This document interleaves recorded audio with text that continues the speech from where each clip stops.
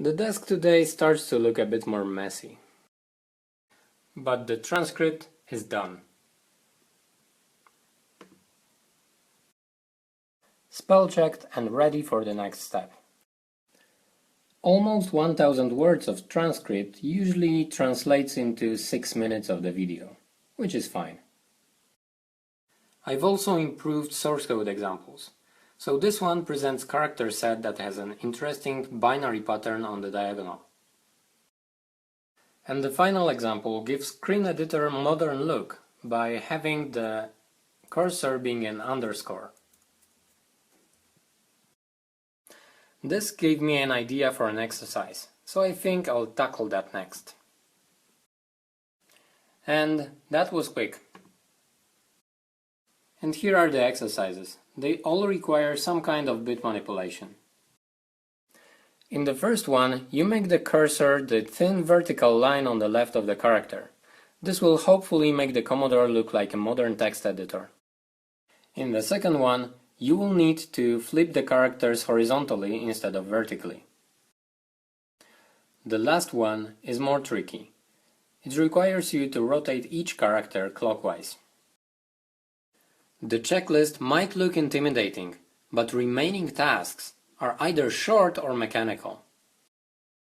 I'd say we have more than half of work done. Productivity trick. Starting is the hardest part, so finishing easier and smaller tasks might be a good idea. Here's the secret. The animation is made in Keynote. This program is surprisingly useful. You can make a lot of things in it. Yes, it is hard to synchronize the animation with music in Keynote, but you need to do that only once.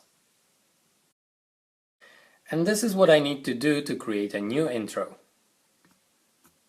That's it. Similarly with the ending transition. It's not easy to edit that, but I do it only once a year. See you soon. But the end result looks pretty good.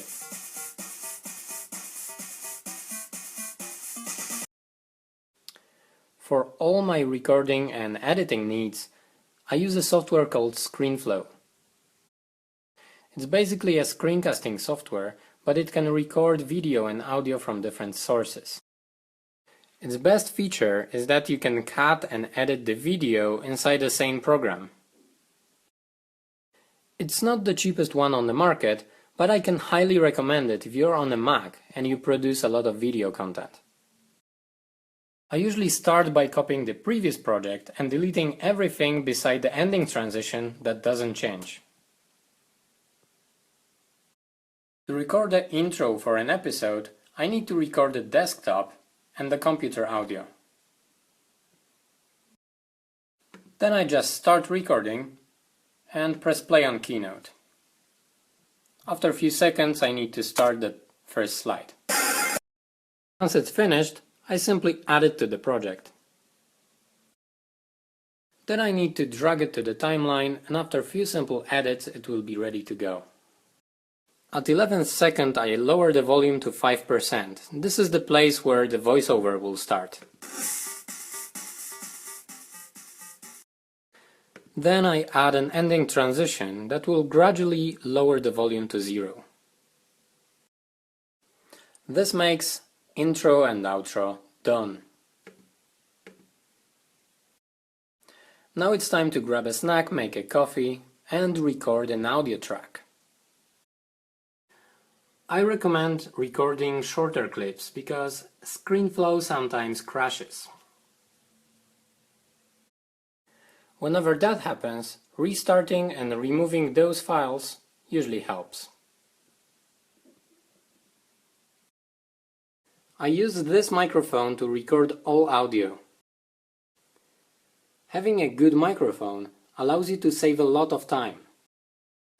I just plug it in, record, and the only thing I need to do later on when I edit the sound is to change the volume.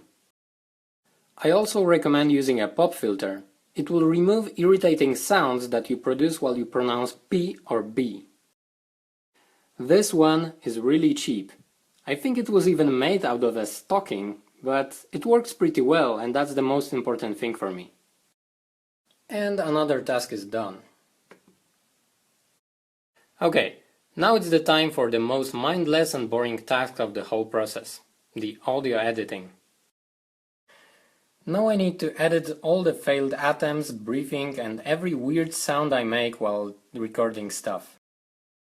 Let me give you an example. By default, it uses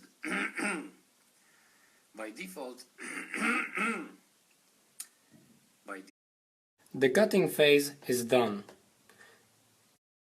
Now I'm going to listen to the whole thing and play around with different length of pauses. The idea is to make the narration as dynamic and interesting as possible. Believe me, this is really important in videos that show you text editor most of the time. The estimation was correct.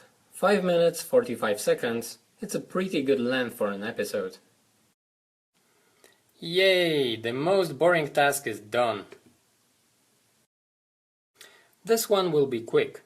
I just need to listen to the audio track and make sure it's identical with the transcript. Transcript reviewed. Although the next two tasks are separate on the checklist, I usually tackle them together. When you create a screencast, you usually need to type a lot of stuff. And if you make a mistake in the middle of it, you would need to type it again. I usually record the video in small chunks and edit it immediately afterwards. This way, even if the worst happens, I won't lose too much work.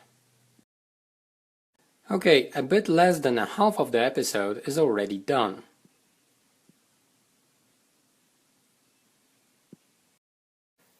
I came back from a break and finished half of the episode. You can see that I use Sublime instead of Vim, and there are two reasons for that. First of all, it is easier for beginners. I want to teach people how to program Commodore 64 and not how to exit Vim. The second reason is that it works on every platform and has a pretty good package that connects it to the compiler. And the video is ready.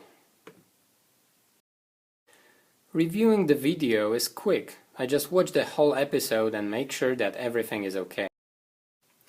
The video is okay, and it's already uploading. The description mentioned here is actually not part of the video. It is used on the website and in the email that I send to each subscriber. And it's done as well. And I've just sent it to everybody who bought a subscription. I also updated Season 6, and now I need to send an email to let everybody know about that.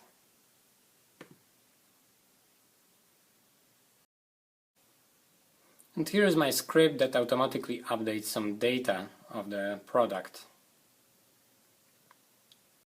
Unfortunately, Gumroad, which I use to sell videos, don't have an API for that, so I simply use Selenium scripts. And last but not least, the latest episode is on the website. As every new video, it is available in 3 options: as a single episode, with a subscription, and with the current season. A single episode option is an obvious choice for somebody who is interested in a specific subject. The season is just a bundle of 9 episodes. It is less expensive than buying them separately. And the subscription is the most comfortable and the least expensive option in the long term. It gives you the latest video immediately and the new one every week straight to your inbox. In about a week, I'm going to make this video available for free. But if you don't want to wait, I have something special for you. If you use coupon code SNAP, you will get 10% off of any of those 3 options. In the spirit of Snapchat, this offer is only valid for 24 hours.